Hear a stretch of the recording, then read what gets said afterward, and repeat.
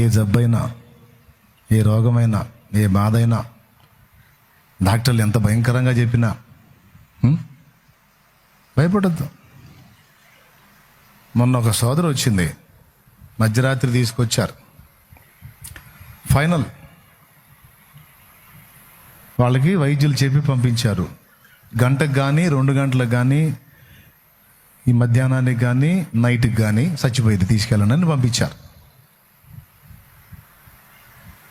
ఆ అమ్మాయి చివరి కోరిక ఏంటంటే, నన్ను ఒక్కసారి తండ్రి సన్నిధికి తీసుకెళ్ళండి, శాలేమన్న దగ్గరికి తీసుకెళ్ళండి, అన్నను చూసి ఒక్కసారి అన్నచేత ప్రార్థన చేయించుకొని, దేవుడు ఉంచితే బతుకుతా, పిలిస్తే పోతా, అన్న దగ్గరికి తీసుకెళ్ళండి అని ఆ బిడ్డ కోరింది.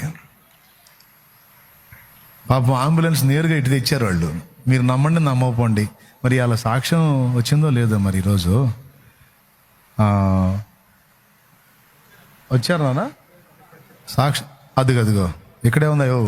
దేవుని స్తోత్రం కలుగును గాక.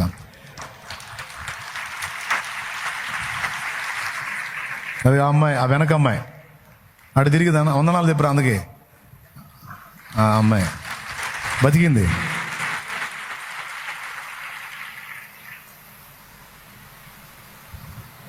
ఎంత ఆశ్చర్యకరమైన విషయం అంటే, నాకు డౌటే ఆ పిల్ల బతికిద్ది అంటే.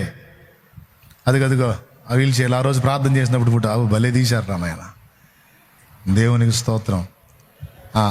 డెడ్లీ కండిషన్ అది. ఇంకా ఆ అమ్మాయి చివరి స్టేజ్ అది.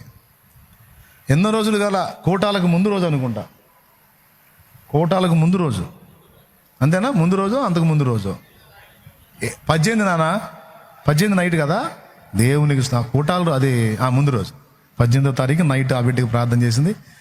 అదిగో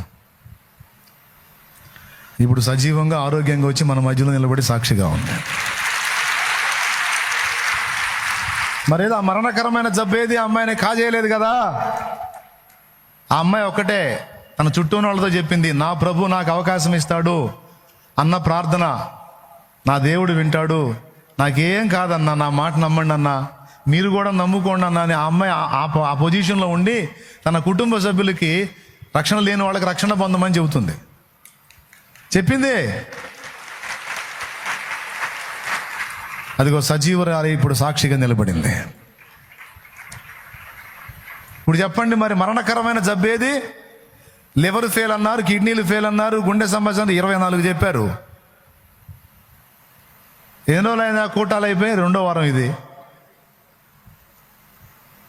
మళ్ళీ 10-15 రోజుల కల్లా నార్మల్ పొజిషన్ తెచ్చాడు దేవుడు. ఎన్ని రోజులు కావాలి? ఒక్క మాట చెబితే చాలదా నా తండ్రి? ఉంటుందా అంటే ఆయన అడ్రస్ రోగం? నేనేమన్నా కల్పించి చెప్పానా? నా దేవుడు నమ్మకస్తుడయా, నా దేవుడు నమ్మదగిన వాడు.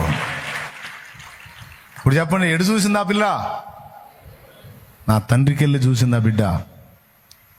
నాకు భయం లేదన్నా, నా తండ్రి నన్ను కాపాడతాడని. ఆ స్థితిలో కూడా నువ్వు ప్రార్థన చేసేయాలేమన్నా, నాకు తగ్గిద్ది, నువ్వు చెయ్యి, నా తండ్రి స్వస్థపరుస్తాడు, నాకు భయం లేదన్నా.